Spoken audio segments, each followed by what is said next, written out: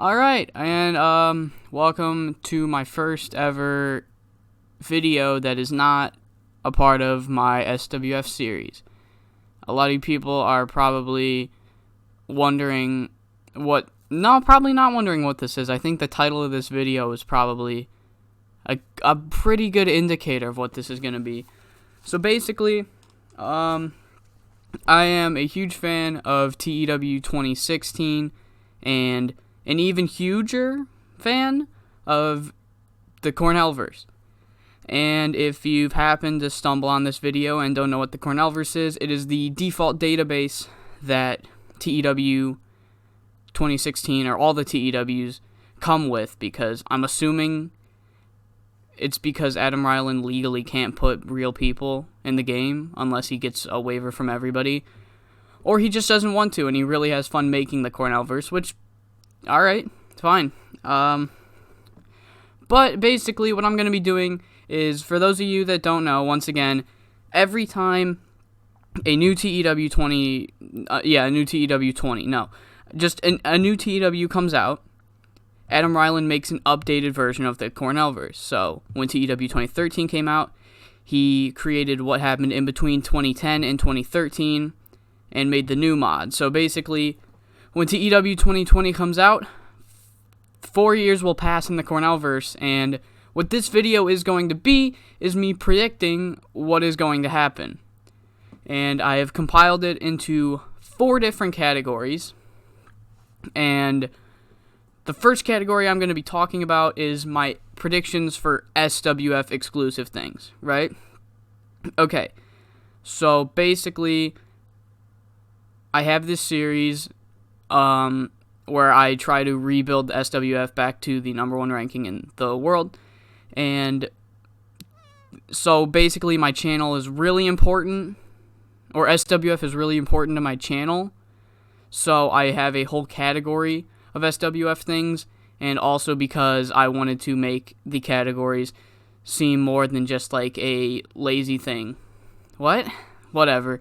Yeah, I'm not good at talking, so, Alright, but basically, and I'm going to go into in-depth with SWF and another company, because these are my 2 most played companies, so I know a lot about the companies, and I actually love the companies a lot. It's kind of weird to love a fictional company for a game. Yep. Whatever. So for my first SWF prediction, I'm going to have Zimmy Bumful will turn on his brother Randy Bumful. And I got this idea because if you read Zimmy's bio, it hints at it. And I'm pretty sure this one will happen. Not all of these are going to be groundbreaking predictions. I'm going to get the lame ones out of the way first. And the other lame one that I have is that all of Richard Eisen's indie signings will be at least mid-carders. And what that means is, basically, Richard Eisen did a bunch of signing of young wrestlers, and they're all, like, a few of them say it in the bio, like Sammy Smoke bio, I think, even says that word for word he was picked up by Richard Eisen in hopes that he'll carry the company back to #1. So what I'm saying is all those young workers, or not even young workers, those indie workers that got picked up are going to be at least mid-carders. And these 5 indie workers are Jimmy Mainstream Hernandez, Sammy Smoke, Steven Parker, Hollywood Brett Scar, and Monty Trescard. Alright, so now to the more groundbreaking predictions, which is, the first one I have is Angry Gilmore will become the new figurehead of SWF. So basically, the figurehead needs to be basically the top face guy in the company, and I think that's going to be Angry Gilmore. Angry Gilmore is, as of right now, the first and only Triple Crown champion in SWF, so it seems like the company's really behind him right now, and Jack Bruce is getting up there in age, which is leading to my second or fourth SWF prediction, which is Jack Bruce will retire. I'm going to check right now, but Jack Bruce is pretty old when the database starts. He is 43. So, I'm not good at quick math. He'll be 47 when this database comes around, and he's got to be retired by then. So Jack Bruce is going to retire, and basically the person that I have taking over Jack Bruce's spot will be Angry Gilmore. And for the final SWF prediction I have, this one's pretty bold, and this is like one of the few that I have the least confidence in, is that Richard Eisen will no longer be in power of the SWF. Now, that doesn't mean that I think the SWF is going to be bought out. What I think most likely, if he is out of power, what's going to happen is he's like has a heart attack or something. He doesn't die. He's just like, he can't fully run a company, and he hands the business off to Jerry Eisen, who's going to then turn the company around. But I doubt they'll get back to number one. But yeah, something's going to happen. I would have it be like he's getting old and he has like a heart attack and he's not dead, he's just crippled. Oh, it was the cripple. No. Yeah, and I think he will pass the business off to Jerry Eisen. And then I also, wrong button, think that Eric Eisen will become the head booker of the company. Eric Eisen might also retire. But that's not a prediction. That's just a possibility. Alright, that's it for SWF predictions. In the second category that I have North of the Border predictions. And if you are a regular viewer on my channel, this is as much of a shock to you as anyone that managed to stumble onto this video. But when I first bought TEW, the first company I picked was North of the Border. Because my plan was to, since I didn't know how to download mods, and I'll explain that someday, why it was so confusing for me. I picked North of the Border, and my plan was to change all the people into, like, how do I explain this? Off-screen, in my free time, I have, like, a call league, a creator wrestler league in the WWE 2K games, and my plan was to turn all the people in North of the Border into those characters. But basically, eventually, it was like, oh, this isn't going to work. And then I started falling in love with the cast of North of the Border, and they were my second favorite company in 2016 because I can't book North of the Border as much as I love them. The only way I can book North of the Border is if I change their product to Canadian Golden Combat's product. But anyway, yeah, North of the Border, my second, maybe even my first favorite company, not to book though. So I have a whole section dedicated to North of the Border as well. So, my first prediction, and all of these are actually kind of bold, so I'm going to try to rank them least bold to boldest. And at number 5, I have North of the Border will be at company rank number 7. Basically, what I'm thinking is that I have North of the Border moving up one slot in the company rankings. I think they'll be national again. In this one update, I don't know why, but randomly North of the Border and 21CW, they started the cycle of this game as national, and then there was an update, and now they're not national. So Adam Ryland messed with something. I wouldn't say he messed with it. It was probably intentional, but it probably wasn't intentional for North of the Border and 21CW to fall to Colt. But yeah, I think they're gonna go up to number 7. They're at number 8 right now, and I mean, we might as well do this. All right. So my first of 4 bold predictions I have is that there will be no active Stones in North of the Border and no active Decolts in Canadian Golden Combat. And so basically what I mean is that North of the Border has been run by the Stones forever, and they're all old. I think there's only one active left, and he's old as shit.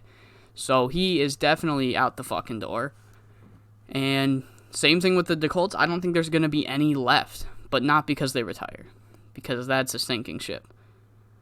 My second bold prediction is that Johnny Bloodstone will be in his goodbye tour, but not for North of the Border, in US Pro. I think he will return to US Pro, and when the database starts, he will be in with his final year in as a wrestler. I don't know why I stuttered so much there. So yeah, I think he's leaving for US Pro to be in his goodbye tour. Number 3 is all of North of the Border's main eventers will either be retired or out of the company when the database starts. So for those of you that are not familiar with North of the Border's roster, their main eventers are Dwayne Stone. I have him retiring. Johnny Bloodstone, I think he will be in US Pro.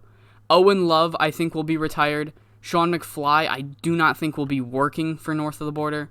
Steve DeColt, I think will be retired. And Tim Westybrook, I think will be retired. So basically, they're an old roster, and I think all their main eventers in the start of 2016 database will be retired or out of the company when the 2020 database starts.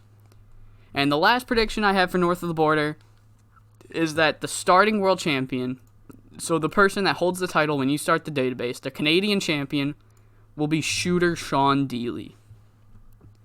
Shooter Sean was a Canadian Golden Combat guy that jumped ship because Alex DeColt.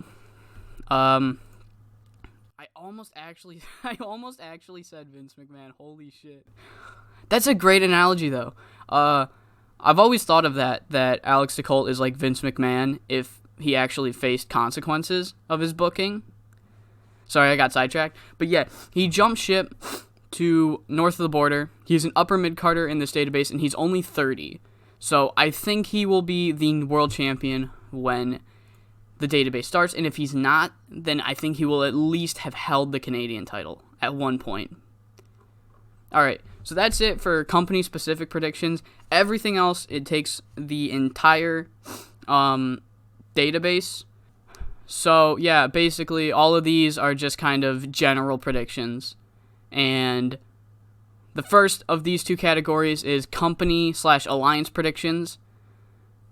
It's mostly company, but one of them is about an alliance. So, basically, these are like what will happen to the companies and not like who will leave the companies, if that makes any sense. You'll see.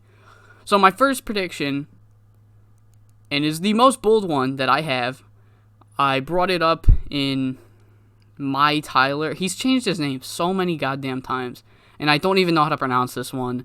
So I'm just gonna call him Tyler. But I was a part of his most cursed stream, and basically I brought this up to him. I don't know how, but we got to predictions, and I told him this in the stream. I'm thinking that Canadian Golden Combat will close down.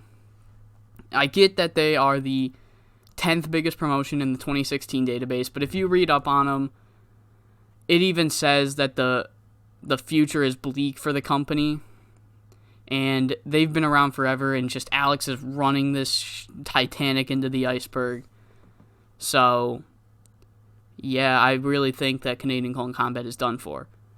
My second one is also pretty bold, and that is Pride of Glory Honor Wrestling will take over Burning Hammer in the biggest company. Burning Hammer will still be around. I think Burning Hammer will still be a company, but they will surpass them in the company rankings because of Burning Hammer not joining the Modern Japan movement, but embracing it by having a Western schedule.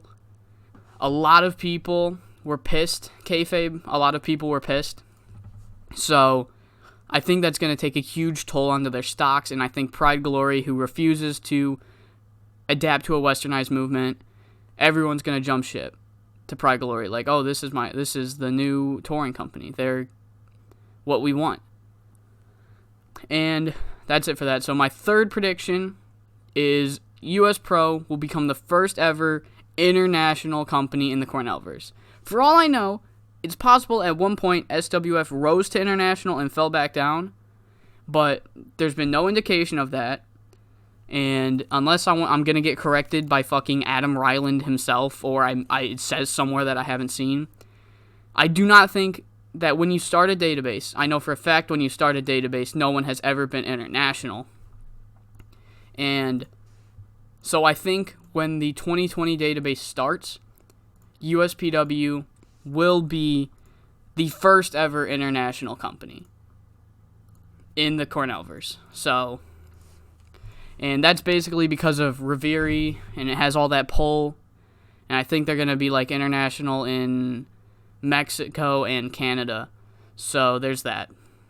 And this one's one of my most bold, but yet also one of my least bold predictions in the entire episode, if that makes any sense. Because if it happens, it'll be a shock at first, and it's like, oh, well, it makes total sense. All right, number 4 in these category, it's the only, well, I guess it's not the only alliance one, but it's the only one completely centered around alliances. I have that the modern Japan movement will dwindle, not disband. Another thing that I brought up in that I guess it's not infamous yet, but it fucking will be infamous. In that cursed stream, I brought this up again. I also brought this up, that there are too many Japan companies that have a Western style. Because there's only one region that tours, and that's Japan. And the fact that out of 9 companies, only 2 of them are touring seems kind of ridiculous, at least to me. And if you, like, hate booking Western and you really, like, loved Japan because it toured a lot, it was kind of annoying only having 2 companies to book. So, yeah, I'm not going to get into too many specifics, but I believe that Golden Canvas Grappling and 5 SSW are going to be 2 of the companies that leave the modern Japan movement. I think those 2 are going to be the most likely to tour. That's not an official prediction, but I think at least 2 companies will leave the modern Japan movement. I don't think the modern Japan movement will disband, though. Number 5, I have Oli will leave Confederation of the Territories, not because that they have bad blood with MAW or 4C or NYCW or Coastal Zone, but because that they are a national company. Yeah. I'm predicting Oli will rise to national. At the very minimum, I'm almost certain they're going to rise to cult.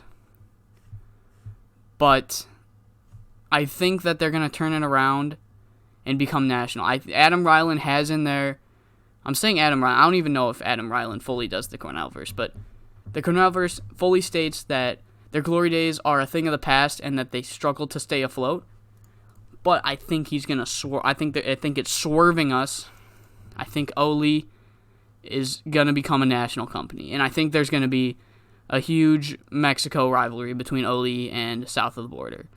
Like, something along the lines of, I don't know for sure, but if this was to happen, the way I'd book it, I'm fucking Adam Blampier now, the way I'd book it is, El Leon gets frustrated with Champagne Lovers' dominance, and then he jumps ship to Oli, and he turns them into, like, a huge company. But I'm not doing this shit, I'm just predicting. Alright, number 6, this is probably my least bold one in this category, and that is that a new company will debut in the British Isles. Is it Isles? It's not spelled like Isles, but I can't imagine what else it would be. Yeah, typical American, doesn't know how other countries pronounce shit, but I don't fucking know. But there's only 2 companies in the British Isles, so it's almost a given that another one's going to debut. So, not much of a prediction. But the bold thing for number 7, this one's pretty bold, is that a company, not 21CW, in the British Isles will become a cult company. I don't know why. I have a feeling. My 8th prediction is that the USA Big 3 will become, once again, a Big 2, but it's just between US Pro and SWF. I think TCW is going to fall below 3. Alright, so there was a cut there because someone needed something, so I don't fully remember where I was. I don't know exactly what I said, but I know I was talking about how I think TCW is going to fall from company rank 3, just because I feel it's clear that United States fans gravitate towards more of at least in the Cornellverse, they gravitate more towards a sports entertainment product. And I think that's, other than the fact that they fucking almost go bankrupt like every fucking Cornellverse, other than that fact, that's why I think TCW has always been below SWF.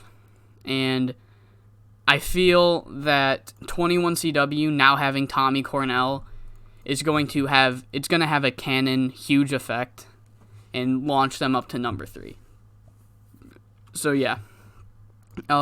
Number 9 is I have Black Canvas Grappling becoming one of the top 3 Japan promotions. I do feel they're going to launch from number 6 in Japan to number 3. Once again, because of the modern Japan movement, I feel it's going to start having a huge negative effect, on Japan companies. And I think this is going to catapult Black Canvas Grappling. And then that's what's going to start the whole modern Japan dwindle. Coin that term. Trademark. You can't use it. All right. And finally, my last predictions in this, in this category, right, that's the word. In this category, I have Zen closing down. Basically, I felt at least 2 companies were going to close, so this one's really this is the least confident prediction that I have. I just kind of threw it together because I know that they were saved in 2014 from an online Kickstarter, so I'm like, if they're that close to bankruptcy and failing, I think they're done for. So, Zen, if they don't close down, I'm not going to be like, holy shit, that surprised me. But if they do, also, it's not going to surprise me. That's my company predictions. Final category, 10 more predictions. Sorry for this being so long. I just was going to make a small list of things that I had predicted. Like, I've predicted since I got 2016 that Canadian Golden Combat was closing down, and a few other things that I don't want to get sidetracked about. And then it just spiraled into this huge fucking list of 30 things. So, final category, I have worker predictions. This is where I'm not going to do every single person that I think is going to join and leave a company. But I have big things that I think are going to happen for workers. So, I'm going to start with my least confident prediction in that Swoop McCarthy will leave for a Big 3 company, and he's either going to flop hard or become one of the greatest. I don't think there's going to be an in-between. And this is the least confident in this category because Australia's kind of literally and figuratively on an island because nobody really goes to Australia, nobody really comes from Australia.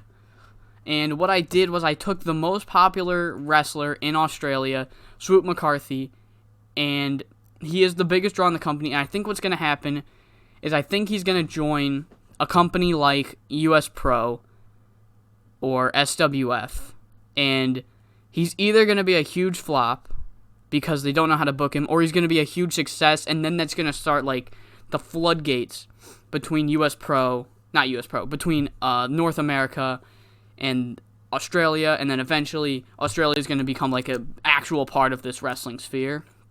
So, yeah, I think that's what's going to happen there.